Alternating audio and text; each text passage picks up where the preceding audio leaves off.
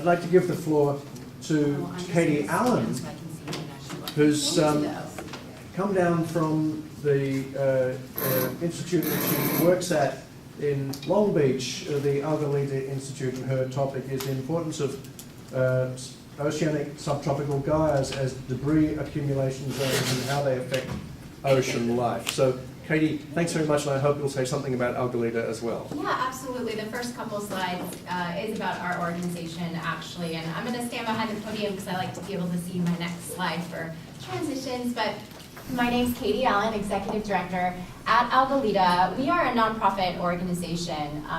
Our founder is Captain Charles Moore. He's the man who is credited for discovering what people call the Great Pacific Garbage Patch, and I'll talk about that area and what it truly is and the work that we do there in the next few slides. That first circle is Charles, and he is known really for sparking the entire plastic pollution or anti-plastic pollution movement that is growing stronger every day. I have to admit this session is very heavy. I have, to have climate change and plastic pollution in the same session is very ambitious. So I think it's great.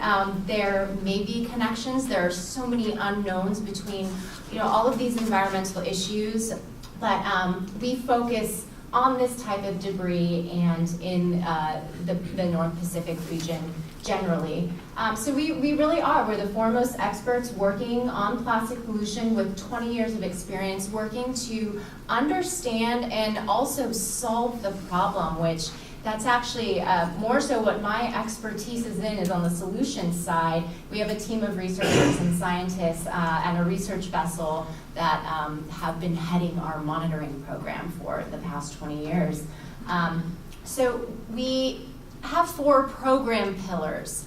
We monitor and investigate plastic accumulation in the open ocean through global expeditions. For the past 20 years, it's been in the North Pacific. However, for the first time in late 2016, early 2017, we went down to the South Pacific for the first time. We really want to start to understand parallels between the two gyres, which I'll talk about what that is in a moment. And it was such an incredible experience for us that we are now developing a South Pacific chapter of our organization, and the headquarters will be in New Zealand, actually. So we have an ED, her name is Raquel. We're starting to pull some resources together for that, where I will head the work in the North Pacific, and she'll head the work in the South Pacific with a goal to mirror the monitoring programs that we have up here. The second pillar of our organization is we empower youth to become change makers of today while preparing them to take on the challenges of the future. So we're not just getting out in the community and teaching about plastic pollution. The goal is to literally develop a succession plan for this issue, because we're not going to solve it in our lifetime. It is getting better. Scientifically, it's getting worse, but culturally, I'll talk about how it is getting better. There's more awareness being raised. Industry's gotten involved. Policymakers have gotten involved. So we're a bit more optimistic now than we were 5 years ago. But this is a massive part of what we do as an organization. We serve teachers and students. That's the arm of our nonprofit. Who we serve, it's teachers and students. The third out of 3 pillars is we inspire individuals and communities to adapt plastic smart habits. So in Long Beach, we have a community center. There's a retail store where people can buy alternatives to single-use plastics. So things like bottles, bags, straws, utensils, all of the stuff that we use once and throw away.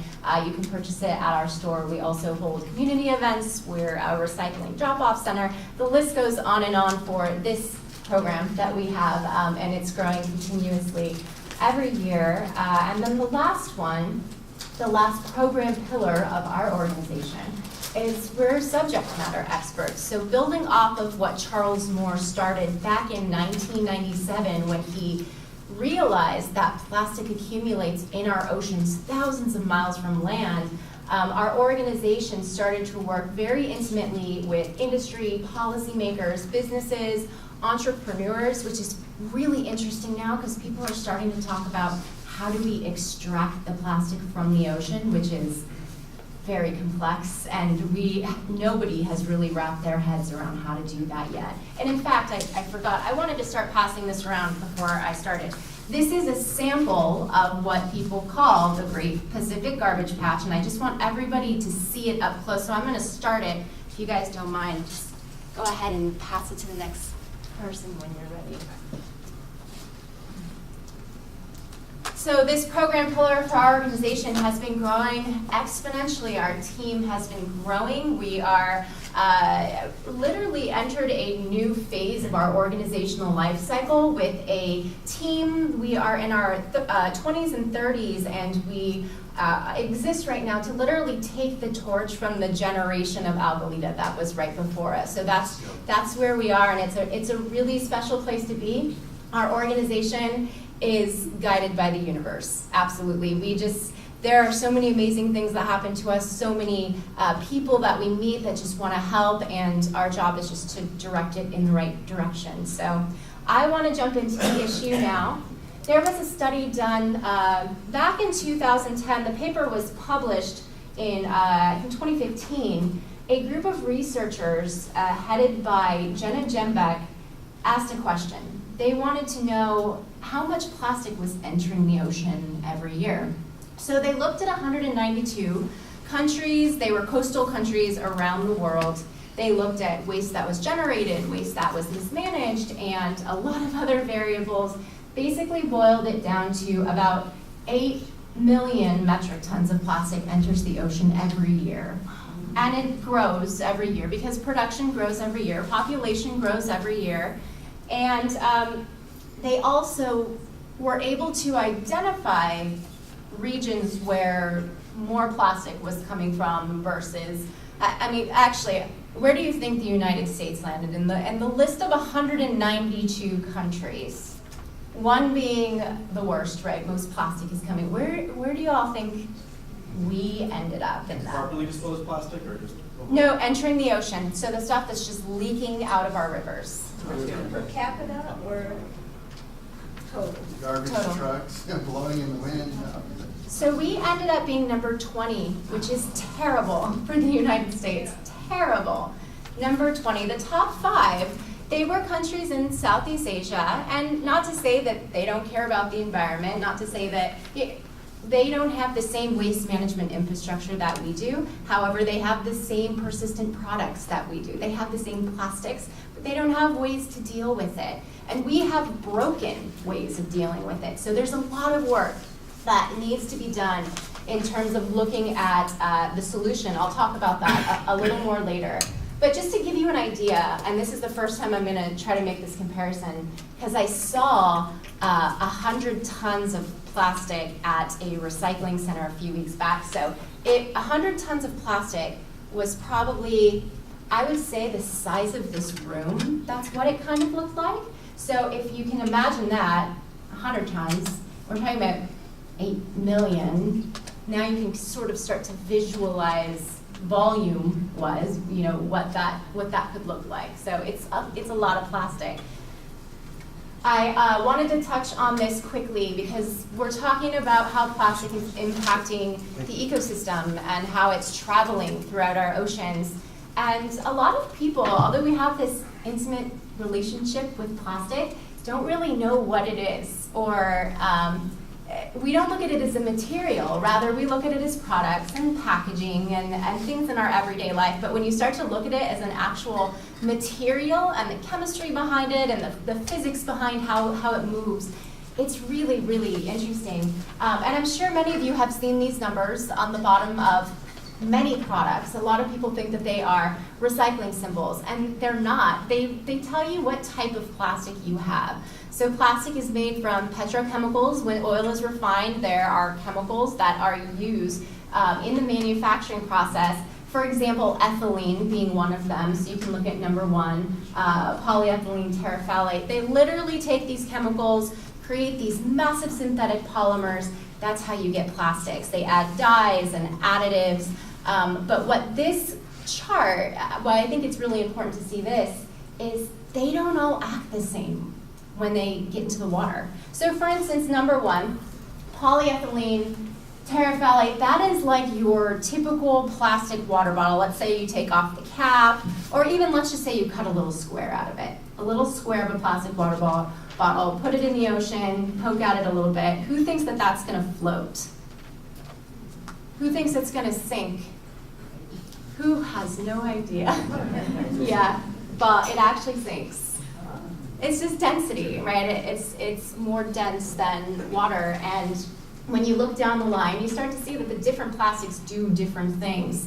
So it's not just the plastic that we see washing back up on our beaches. I mean, that's the stuff that was floating and the wind pushed back ashore. But there's a lot of plastic on the seafloor, and nobody knows how much. We sample the seafloor, we collect benthic samples in Long Beach, and there's a lot of microfibers, microplastics. There's a lot down there, but it's a big ocean, and this is very new research. The stuff that floats, like I said, some of it will wash back up on the beaches. We see that in beach cleanups. A lot of it is styrofoam, which I'm so happy to share today that we were able to push through a styrofoam ban in Long Beach just last night. It was the most exciting. It was from some of our local research that we did. We do characterization of plastics in the sand with students. So we were able to take that data to the city council and push it all the way through. It was really, really exciting. But for the stuff that doesn't wash back up on beaches, where does it go? And I love this map because this map, as Simon mentioned earlier, we are usually fixated with looking at labels on land, but I think this is probably one of my favorite maps because it shows you the way that the ocean creates these circular currents. They're called oceanic gyres. And they're created by a mixture of a few things. I'll keep it as simple as I can. It's basically water is heated up at the equator, so it will move either north or south. The Earth is spinning, so Coriolis effect, it's making things spin, deflecting to the right. And then it, not only is it heated at the equator, but it's also cooled at the poles, so then it starts to sink again. So it all creates these massive circular currents, and sometimes people get it mixed up with plastic pollution. They think that the gyres are there because of the plastic, but it's the other way around. The plastic is there because of the gyres. They act like these vortex areas, these circular currents that suck in debris. So scientists wanted to know, what does that look like? How long would it take plastic that left the, a river, let's say the LA River, a floating piece of plastic, how long would it take for it to get to one of these accumulation areas? So with mathematical models, let's say, this is debris leaving the west coast of the States, the east coast of Japan. Here's 6 months, a year, 3 years, 10 years, and here's 20.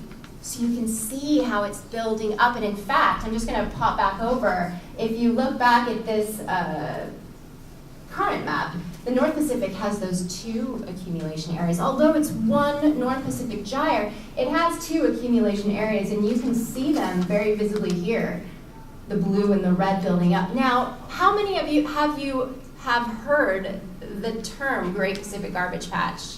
You've heard it.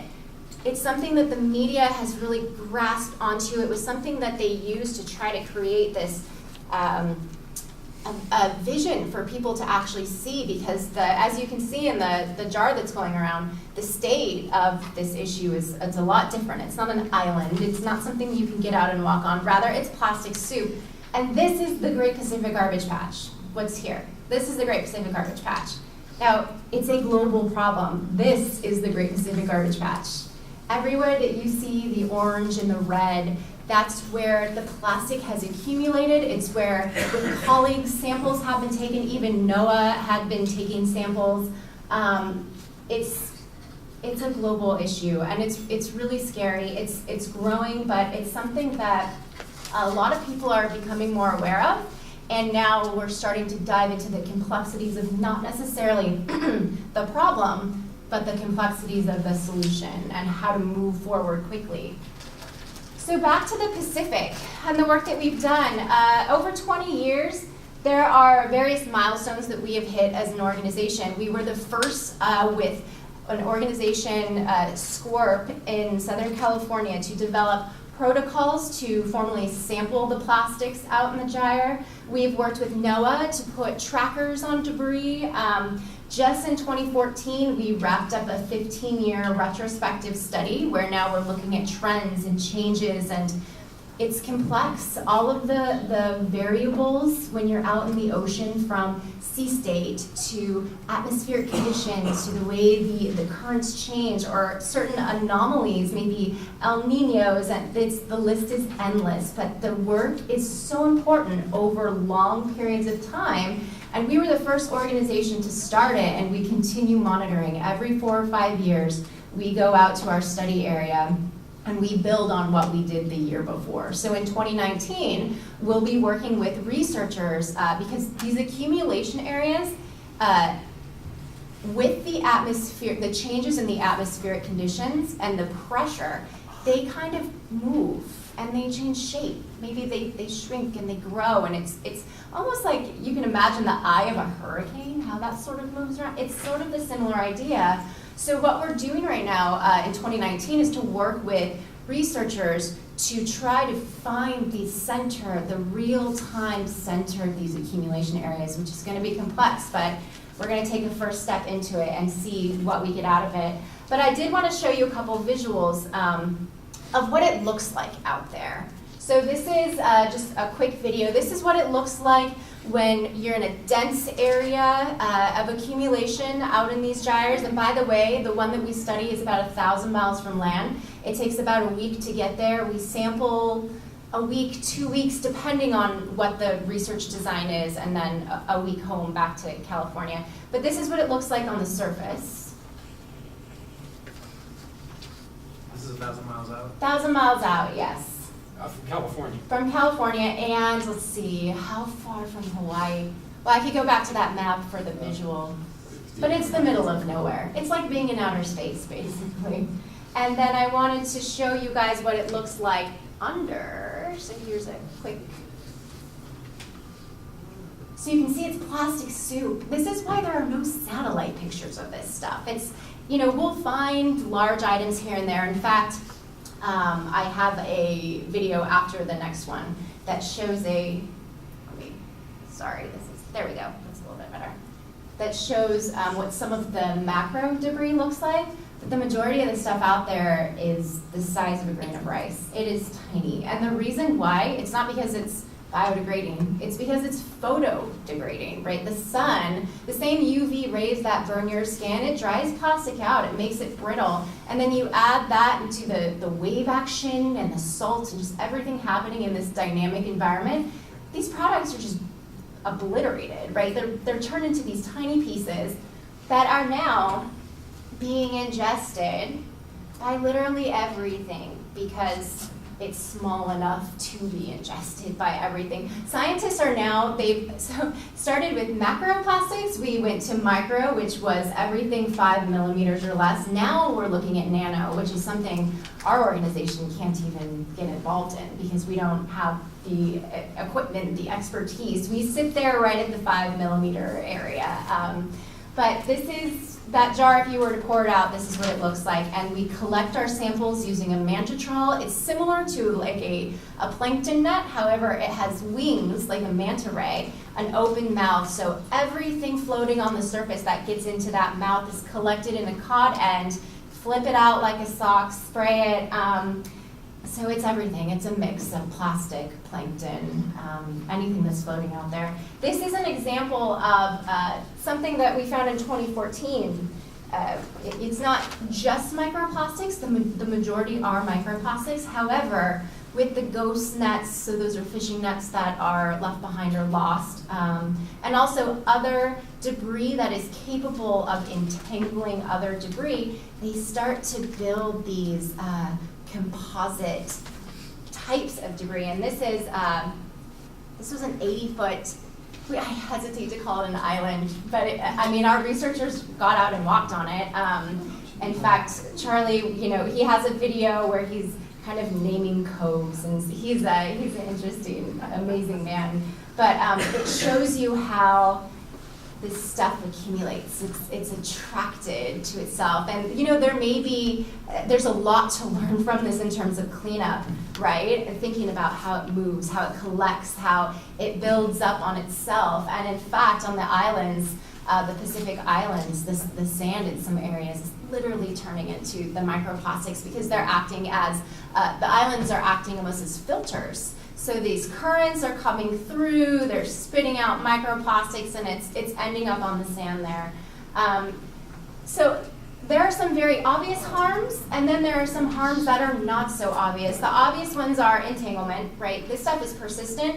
Yes, it breaks down into tiny pieces, but there are many products that take a while to break down into tiny pieces. So they're floating out there and entangling. And the really scary thing about plastics is that after this animal, well, not to say this animal dies, but if an animal dies from either choking on plastic, being entangled, maybe it's clogged to death, once it dies and it decomposes, that plastic just goes right back out into the environment and does it over and over and over again, because this lasts literally, I hate to say forever because that is not a scientific word, but to be honest, we don't know how long it lasts. You can't say, oh, styrofoam biodegrades in 500 years. Have we had it for 500 years? We have no idea. So entanglement is one of the really very obvious ones. Ones that is not as obvious is it acts as artificial habitats, and it sends invasive species around because it lasts so long. So this is a bucket that we found in the North Pacific. I'm not even sure what type of barnacles or organisms this is, but you can imagine it catches a ride on the current, could end up on the west coast of the States, maybe Hawaii, another island, and so we have invasive species. And we also find a lot of intertidal animals on this stuff, things that should not be in the open ocean, but should rather be in tide pools and things that you would see on the coast. So rafting organisms, this is pretty important, and it's something that we monitor in our area. The ingestion have the exact same photo that Simon had earlier. When I first saw this, I thought it was fake because I grew up here, and we have seabirds, right? Never seen a seabird like this on our coast. But then I learned about these albatross, and they live in the islands right near an accumulation zone, actually our study area, Midway Atoll. And so they forage for food, pick up anything on the ocean surface that they think is edible, end up ingesting it and being clogged to death, or many times feed it to their chicks.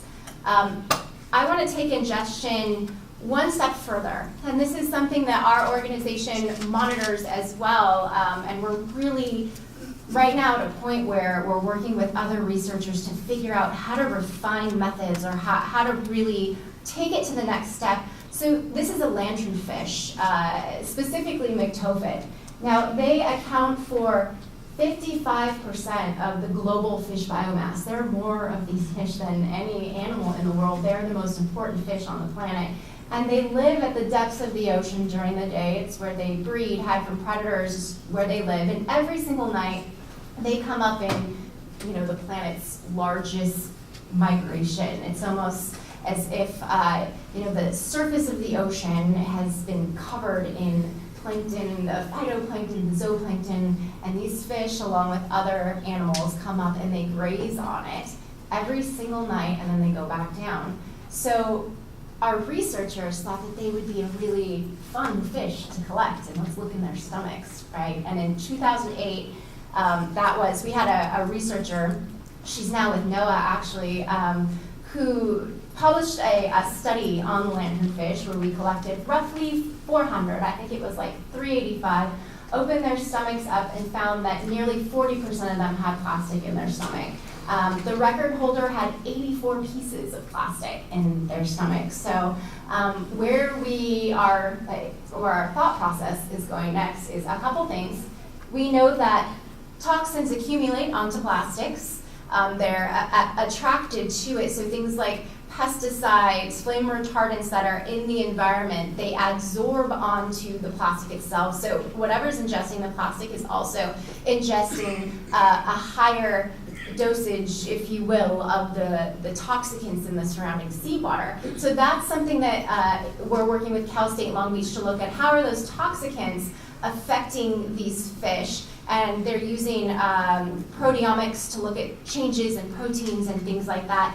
But the other question that we are thinking about, and we really have no idea where to take this, is imagine these fish have to get back down to the ocean, right? Or to the depths of the ocean every night. That's just, it's what they have evolved to do. But their stomachs are full of this buoyant plastic. Is it like trying to swim to the bottom of a pool with floaties on? Are they able to make it down there? How can they swim with so much plastic in their stomach? So are we threatening this species that is vital to the entire ecosystem when we look at the ocean? That's kind of just an overview. I could talk for days and days about this stuff, but I think my time is up. If you guys have any questions about what we do, about our research, we have free education programs, again, for teachers and students from kindergarten to college. We work with, and adults, we work with everybody. Feel free to shoot me an email and we'd be happy to work with you.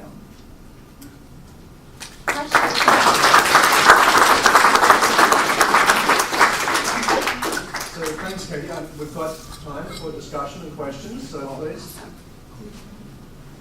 Yes, Katie, would you take the questions at the microphone? Yeah, definitely. You had mentioned that plastics act differently, some float, some sink. Mm-hmm. I was curious about whether the gyre is only a surface phenomenon, or does the plastic that sinks also get pulled along? I didn't understand that. Yeah, no, that's a really good question. So the only research that we have done below the surface has been at 10 meters. We created a trawl that went 10 meters down, and what we found was that there was a significant amount of plastic on the surface, more microplastics. But what we found at the meters below were the microfibers, a lot of microfibers, which may be coming from clothing, maybe coming from fishing nets. Nobody really knows exactly where all these microfibers are coming from. They may be coming from the air. You know, there's a lot of plastic, those nanoplastics, microfibers in the air. So that's the only research that we've done below the surface in the gyre. So, but the photo you showed us of what was floating up the top, and you said, this is what it looks like underneath. We couldn't see what was below. So you think there was plastic that went down from the top to 10 meters below? Well, no, what I'm saying is the microplastics, what you see in the jar, nail size type, that's pretty much on the surface and like, I don't know, a foot and a half. Okay. And then it starts to be microfibers, denser, and then it lightens out when you get near 10 meters, but we haven't sampled further down, yeah. Uh-huh. Hi, so my social media is filled with depressing stories about our environmental future. I guess not unlike this panel. I do remember a few years ago a story that came through about some Dutch high school student inventing something that was going to save us all from accumulation of plastic. Is that the truth? Yeah, so I'm so glad you brought that up because it's a huge part of our future. So how many of you have heard the story of the Ocean Cleanup? That's the name of their organization. So it's a really interesting story, but he's now 23 or 24. He's raised $3 million to create this array that he wants to put out in our study area, actually. That's where it's going to end up, that passively collects plastics and goes up these conveyor belts, and ships will go out there and pick. It is like a researcher's nightmare to try to figure out how this is actually feasible, right? And so, I mean, we've worked with him. We have given him all of the expertise that we have and all the experience that we've had out there to let him know what he's up against. And he has pulled together a plan. They are going to be launching a protocol in 2018 in San Francisco. We've been invited to attend. We're going to take the vessel up there. He has a year of deployment from 2018 to 2019. And then he's proposing that he can clean up 50% of our study area in 5 years. However, it keeps coming, so to make that claim seems crazy, but our role is we are playing the third party while we continue monitoring and just keeping watch over the area to just make sure that this organization is being truthful about what they're doing out there. Because there is a potential that they could say they're successful, and nobody knows. It's 1,000 miles from land. Nobody's watching them. So we'll see what happens. But then for the next 5 years, it will tell a lot about what he's pulled together, and we'll be out there watching him. That was very diplomatic. Thank you. You know, it's funny, I had no idea you would be here. My name is John Clutter. I have a 125-foot research vessel, mostly salmon fish tender. I take it back and forth to Alaska. And I was actually talking to Tom Jones. Oh yeah, he's a good friend of mine. Yes, and he wanted me to be his support vessel to do a stand-up paddle from San Francisco to Honolulu. Yeah. And I was supposed to meet with him and Tracy, who's his support at Guadalcanal. And Tracy couldn't make it today, so here I am. I wanted to be here today, but I had no idea you would be here. Yeah, he's a great guy. I actually helped him design all the education programs that go with his paddle. There's like a K through 12 curriculum Right, and the stuff. RESA. Yeah, exactly. So Cool. we've been in talks about this since last spring. Yeah. And I went salmon tendering Bristol Bay and Wave Sound and brought my boat back to Washington. Nice. But He's legit. yeah, and I was just at the Honolulu RAC meeting at the NOAA building, Honolulu, last Thursday. And Nice. so trying to, once they get over to Hawaii, I'd like to get involved in the beach cleanup project there, so. And if any of you want to seriously dig into this issue, NOAA is hosting the 6th International Marine Debris Conference in San Francisco next March, and registration's open. We're hosting 2 sessions. We have a gyre session, and then we have a session on how to deploy effective environmental education. But it's definitely something, if you're interested in this issue, it's going to be a really great conference. So the picture that you had with the floating stuff, Mm-hmm. I noticed that none of it looked familiar at all. Mm-hmm. And so I'm wondering, where does it come from? Because it's not from recreational boats, it's not those stuff you see along the shore. Yeah, so 90% of it does come from land. It does. And it's unrecognizable because it has broken down. Yes, those big floats. Oh, thank you. So that is more industry-related type debris. Fishing nets, maybe aquaculture also adds a significant amount of plastic. We're not sure how much yet, but we see a lot of it out there. Some of it, a lot of the microplastics on there, that's the photo, or the products that have photodegraded over time. So because the size of those lines, you'd never see those on a No. recreational boat. And these buoys were, they had Japanese writing on them, and so there's a possibility that they could be from the 2011 tsunami, which we went out in 2012 to look for that debris field, and we never found it. We just found the same type of stuff. I mean, yes, Japanese items, but, and maybe a little bit more than normal, but no island or field of debris. We didn't find that. Just questioning you talking about Japan. What about the Fukushima radiation that they have said that was coming and killing the ocean? Yeah, I don't really know much about that. All I have to add is that on our 2012 expedition, when we were looking for the debris field, they had a Geiger counter and they didn't notice any major differences. Yeah, that's all I know about that. Oh, and that slide of the different kind of plastic, so tell me what, does each one, if you were gonna do something or try to recycle these, Yeah. do you have to treat Oh, each man. one differently? So that's a whole nother presentation on the solution, but if we have time, I won't go too long. Please, take a few minutes. Okay, so the solution to this is really complex.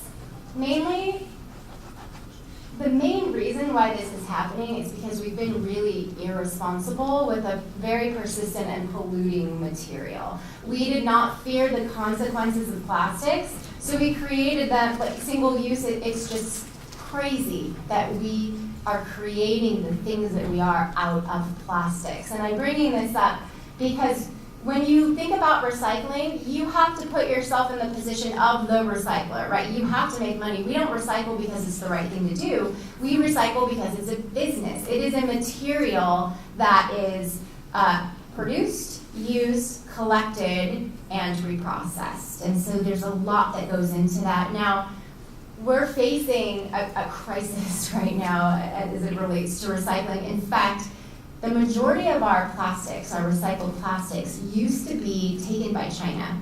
China announced this year that at the end of 2017, they're no longer taking our plastics anymore, meaning that that will force market development here, well, hopefully force market development here in the States, which is what we've needed for a very long time. But to answer your question about, what do I do? What's the best kind of plastics? How do I recycle? It's really complex right now. If there's a market for that type of plastic, then it'll be recovered, it'll be recycled. However, I would say 1 and 2 are readily recovered and recycled based on the design of the product. That's the other problem. Producers are not designing products for the recyclers, they're designing products for the consumer, and they're mixing plastics together in, like, one product could have 3 different kinds of plastics.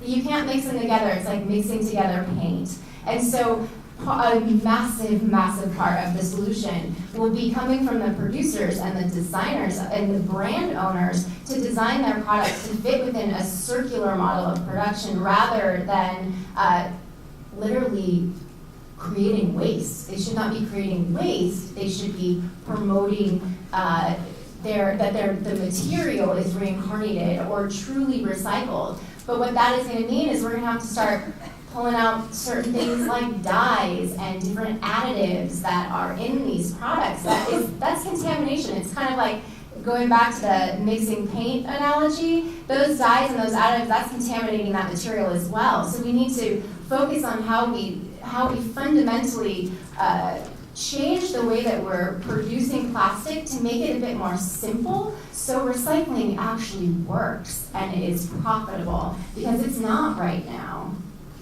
Sorry that's a really heavy answer, but the good news is the producers are aware of it, the recyclers are aware of it, government is aware of it, and now China's kind of forcing us to face it, so it's a good thing.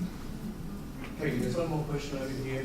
Well, first I want to say this is my son is 5, and this is his big environmental thing. It's a great garbage patch, so hopefully he'll work for you. I want to meet him. but I wanted to ask, and I went to the bathroom, so I'm not sure if this question was answered, about the policy, like on the policy level, in terms of industry, like what has there been anything going on at that level? Yeah, that's a great question. So this is what the landscape kind of looks like right now.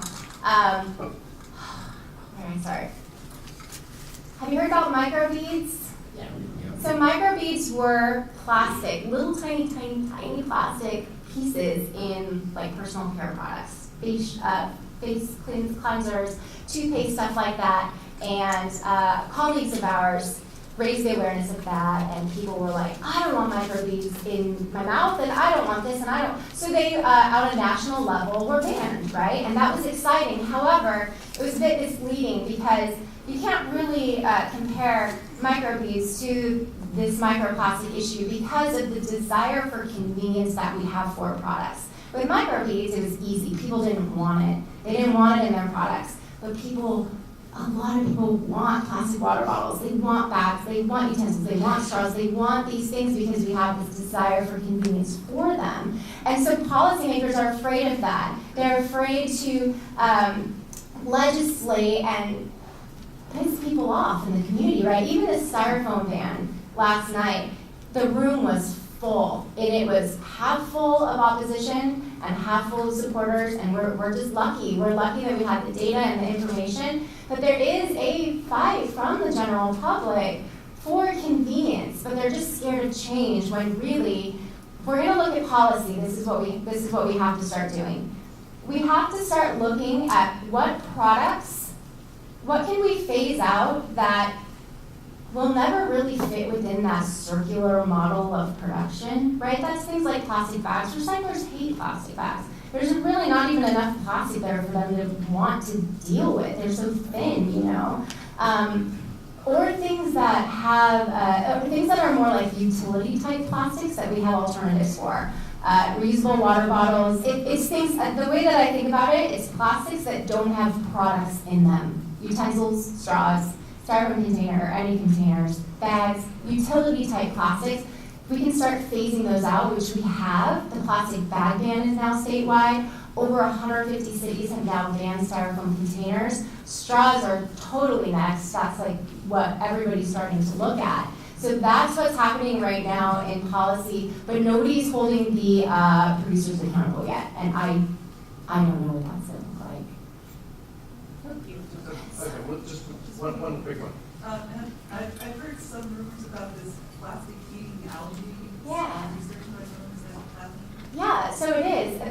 That opens in the, sorry, there's so much information on this. It's really, it's a cool subject, as scary as it is, but so there have been researchers, and I don't know a lot about this, but I do know that there have been a couple types of bacteria that have been shown to break apart, I guess I really don't know the science behind it, but certain types of plastics, like polyurethane was one of them.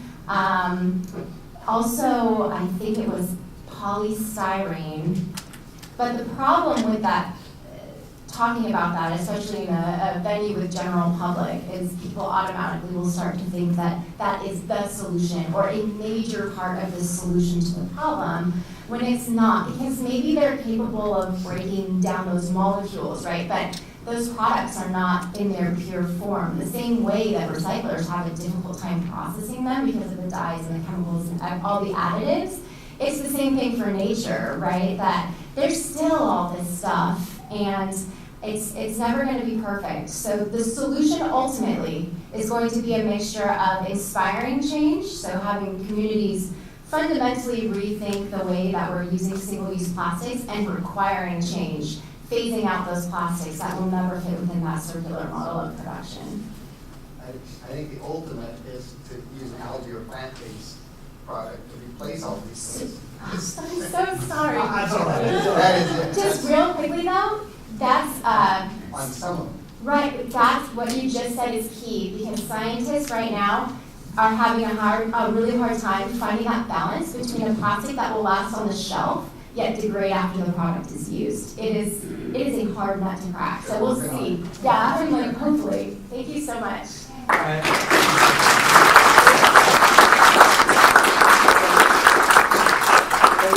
Thank you, Kate, and thank you all the speakers of this session. It's been a great beginning. We're going to end the session just a little early to give you all a chance to